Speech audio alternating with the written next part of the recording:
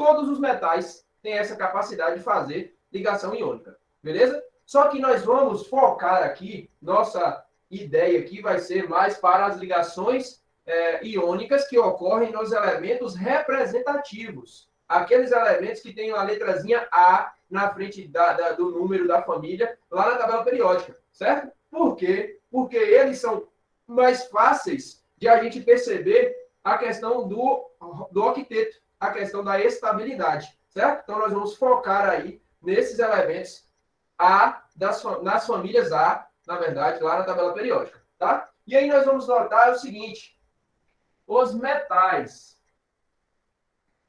Quem são as famílias de metais representativos? Família 1A, família 2A, família 3A. Ok? Os ametais. Os ametais, eles naturalmente já são representativos, certo? Não existe ametal de transição, né? Então, todos os elementos que estão lá do lado direito, ametais, claro que respeitando aquela escadinha, né? Que nós tínhamos ali ainda a ideia dos semimetais, em que uns se tornaram ametais, outros permaneceram como metais, mas nós temos ali aquela escadinha lá do lado P, que são os ametais. Quem são os ametais que estão presentes aí, né, nessa ligação? Família 5A, família 6A e família 7A. Professor, você saltou a família 4. Por que você saltou a família 4? A família 4A, ela está no meio termo, em termos de perder ou ganhar 4 elétrons, certo? E aí nós vamos ter uma tendência da família 4 em formar ligações covalentes, tá? Nós vamos perceber ali, a família do carbono, ela está mais propícia a formar ligações covalentes, beleza? Então, eu vou representar aqui apenas os íons formados nessas 3 famílias, ó. Um elemento da família 1A, ele é um elemento que tem distribuição eletrônica na última camada, S1. E, normalmente, na camada de cima, S2P6, octeto, tá? Então, elementos da família 1A, eles tendem a perder um elétron para ficar estável. Então, eles formam cátions monovalentes. Cátion mais um. Na família 2A, nós temos S2 na última camada. E esse S2 vai ter a tendência em ser liberado, perdido, transferido, e aí ele fica com o octeto na camada mais interna. Então, família 2A vai formar carga mais 2. Ok? E família 3A, S2P1. E aí nós vamos ter lá o alumínio da família 3A, como um metal representativo, beleza? E esse alumínio ele vai ter a tendência ali do alumínio para baixo, dos metais, né? Porque o primeiro elemento é o boro, e o boro já é considerado um ametal, então o boro vai estar mais propício também a fazer ligações covalentes, beleza? E os metais da família 3A vão formar carga mais 3.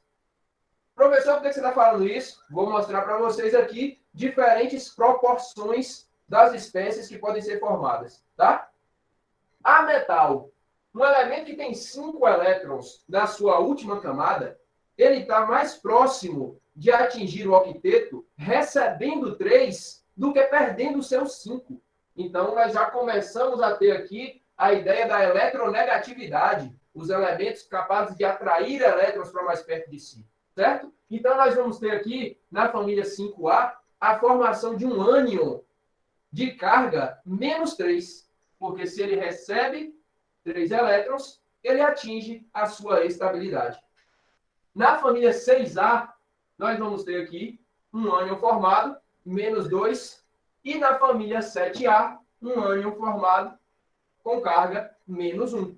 Porque 6 ganhou 2, 8, 7 ganhou 1, 8 também. Tá? Então, olha, as espécies que estão aí presentes nessas ligações iônicas. Tá? E aí, exemplo disso, para a gente identificar proporção, vou colocar aqui uma ligação iônica formada entre o cálcio da família 2A ok? E o nitrogênio da família 5A. Ó, o cálcio e o nitrogênio. Não, vou usar outro exemplo aqui. Primeiro, o cálcio com o flúor da família 7A. Vou usar esse exemplo aqui primeiro. Ok? Professor, como é que faz, então, para eu visualizar a proporção do composto iônico que vai ser formado a partir desses dois elementos? Eu posso visualizar de duas formas. A primeira maneira é uma chamada estrutura de Lewis. Tá? O que é essa estrutura de Lewis? Lewis, ele visualiza que para demonstrar as ligações iônicas, as ligações químicas, na verdade, basta nós identificarmos o que é que está acontecendo na última camada, na camada de valência desse elemento químico. E para identificar o que está acontecendo na camada de valência, nós precisamos entender o quê? Quantos elétrons tem lá, se esse elemento vai tender a perder, vai ter facilidade em perder, ou se esse elemento vai querer receber elétrons. Tá? Para isso, Lewis criou uma estrutura que nós vamos observar aqui na espécie de um quadrante para os metais. Para os metais é só representar os elétrons que ele tem ali ao lado deles. Tá? Então, vou colocar aqui, ó, estrutura de Lewis. Olha o que Lewis vai observar. É um W, tá? Estrutura de Lewis. Lewis vai observar que se eu tenho aqui o cálcio, da família 2A, quantos elétrons na camada de valência o cálcio tem? Família 2, 2 elétrons. Então, eu represento aqui, ó, na forma de pontinhos, esses 2 elétrons. Para os metais que têm poucos elétrons, não precisa ter uma sequência, uma ordem para colocar ele ali, não. A gente pode colocar esse elétron emparelhado, já que, na verdade, é S2. S2 eu tenho ali um quadradinho com 2 elétrons. Beleza? Que é, no caso, o orbital S. Né? Já o flúor da família 7, quantos elétrons nós temos na camada mais externa? 7 elétrons. E para identificar a posição desses 7 elétrons, Lewis, ele forma uma ideia, ele traz uma ideia de que se a gente compreender o flúor como quadrantes, nós conseguimos organizar esses elétrons da forma de quadrante. O que é um quadrante? É eu dividir aqui o flúor em 4 partes, ó, em quadrantes. Beleza? E esses quadrantes, eles têm alguma representação específica? Sim.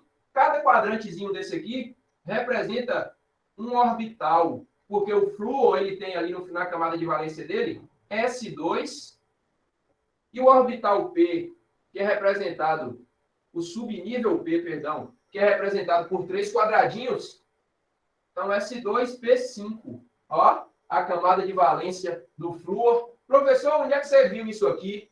Você pega a família, a quantidade de elétrons que tem na última camada, é o número da família. Né? Ou então faz distribuição eletrônica do flúor. Qual é a distribuição eletrônica do flúor? O flúor é o 9.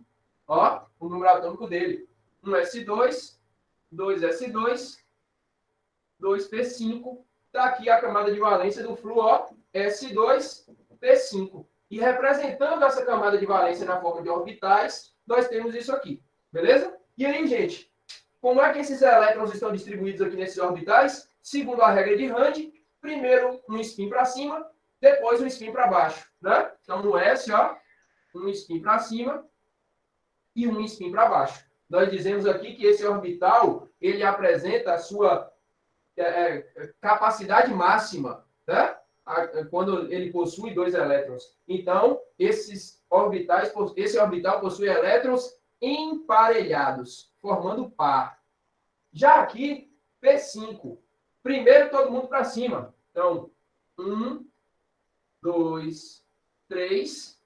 Para completar os 5, eu volto para o início, completando com spins para baixo. 4, 5. Olha o que isso nos mostra, gente. Isso nos mostra que ele possui 2 orbitais com elétrons emparelhados e um orbitalzinho aqui com elétron desemparelhado. Esse orbital semi-preenchido é ele que eu preciso preencher para que o flúor fique estável. Quando o flúor recebe um elétron, ele recebe aonde? Aqui, ó, onde tem vaga. Então, se ele preenche esse orbital que está aqui faltando um elétron, ele fica com 8 elétrons na sua camada de valência, ó. E aí ele atinge a estabilidade, porque ele atinge a configuração eletrônica de um gás nobre, que é quem é o neônio 10 que está na frente dele. Tá? Então, gente, essa percepção aqui, Lewis chegou em uma maneira muito mais fácil de identificar isso. Ao invés de eu ficar fazendo distribuição eletrônica e observando na forma de orbitais, ele vai desenhar isso aqui na forma de quadrante. E aí ele identifica essa situação, ó, 7 elétrons, porque está na família 7A. Se eu começar a distribuir esses elétrons aqui da forma que Rand diz que tem que ser, primeiro um para cima, depois um para baixo, eu vou fazer isso na forma de pontinhos agora, não mais na forma de spin. Ó, 1, 2, 3, 4, 5, 6, 7. E aí eu distribuí 7 elétrons ao redor do flúor e eu estou tendo a mesma percepção que eu tive aqui. Par de elétron nesse quadrante, par de elétron nesse quadrante, par de elétron nesse quadrante. Então, ó, 3 pares de elétrons. E um elétron desemparelhado aqui, que representa esse elétron desemparelhado aqui. O que é que tem que acontecer aqui nesse orbital? Receber um elétron. E aí vem o cálcio agora, que tem a tendência em perder elétron, e disponibiliza aqui, ó, um elétronzinho para esse orbital do flúor. Fornece, transfere um elétron para o flúor, tá? E nessa transferência de um elétron, o flúor, ao receber, vou colocar aqui esse elétron de cor diferente, ó, ao receber um elétron aqui, ele fica estável com o seu octeto. Esse flúor aqui pode receber outro elétron, completado aqui. Onde é que outro elétron pode entrar ali? Não pode mais, beleza? Então, qual é a necessidade agora do cálcio? O cálcio ainda tem um elétron para fornecer, porque se ele ficar com esse um elétron aqui na camada de valência, ele não adquire a estabilidade. Então, ele vai precisar de outro flúor. Então, chega aqui, ó, outro flúor. Do mesmo jeito, não precisa eu ficar desenhando o X toda hora, é só a gente imaginar os quadrantes e distribuir, ó, 1, 2, 3, 4, 5, 6, 7. Ó, o flúorzinho do mesmo jeito que está aqui em cima, recebendo um elétron do cálcio, ficando estável também com 8, ok? E com essa estabilidade aqui, ele pode agora dizer que todo mundo que está envolvido nessa ligação iônica aqui está estável. O cálcio tinha que perder 2, perdeu. O flúor, cada um poderia receber 1, cada um recebeu o seu 1. Agora nós vamos lá naquela ideia de proporção. Olha a proporção desse composto iônico para cada 1 cálcio. Eu necessito de 2 flúors. Então, a proporção dessa substância aqui, desse composto iônico, nós já identificamos. Então, é só a gente escrever isso, ó, na forma de composto iônico, Ca1, e esse 1 eu não preciso escrever, flúor F. Quantos flúors eu precisei? 2. E aí eu coloco aqui um 2 aqui embaixo, ó. Identifiquei a proporção dessa substância, que é de 1 para 2. Tá claro isso para todo mundo? É como eu disse, para os metais, eu posso simplesmente representar eles assim, porque qual é a camada de valência de um metal? S2. Então, ó, a camada de valência do cálcio era S2. 2 elétrons emparelhados, tá vendo? Ó, 2 elétrons emparelhados. Por isso que eu coloquei os dois assim, emparelhados. Mas caso você não consiga identificar que é um metal e você vá simplesmente para a família, não tem problema não. Você pode colocar um aqui, um K, mas você vai ter a noção de que para ele atingir a estabilidade, ele tem que perder. Por que ele tem que perder? Porque quando ele tem pouco elétron na camada de valência, a tendência é perder. Quando ele tem muito elétron na camada de valência, a tendência é receber. Ok? É fácil de identificar essa proporção, de identificar o composto iônico? Tem. Eu não necessito ficar desenhando isso aqui, ó. Eu posso ir também pelas cargas, que nós chamamos de NOx, número de oxidação, ó, NOx. E quando eu vou pelo NOx ou pelas cargas, é só visualizar a proporção de acordo com as cargas. Ó, o cálcio aqui, eu poderia representar ele assim, ó. Quando ele perde 2, qual é a carga que eu tenho aqui no cálcio? Mais 2. O flúor, ele tem a tendência em receber apenas um elétron, porque ele é da família 7A. Qual é a carga que vai ficar no flúor? Menos 1. Então, ó, flúor, menos 1. E aí, gente, olha que fácil que eu tenho aqui. Se eu pegar a carga que está em cima do cálcio e colocar na frente do flúor de forma modular, ou seja, positivo, mas eu não preciso representar a carga, beleza? Um número positivo. Se eu pegar esse número que está aqui em cima do flúor e colocar na frente do cálcio, onde é que eu vou chegar com isso? Ó, tanto isso quanto isso me demonstra a mesma fórmula do composto iônico, tá? Então, ó, nós chamamos isso aqui de fórmula do composto iônico. Nós também podemos chamar de íon fórmula. Íon fórmula, tá? Fórmula do composto iônico ou íon fórmula.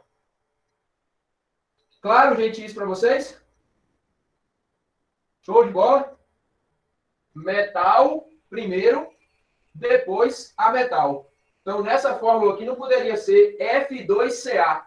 Não pode. Por quê? Porque eu tenho que respeitar a tabela periódica. A tabela periódica, os metais são sempre na esquerda e os ametais sempre na direita. Beleza? Então, sempre é isso. Ó. Primeiro o metal, depois o ametal. O eletronegativo, o mais eletronegativo vem sempre no fim.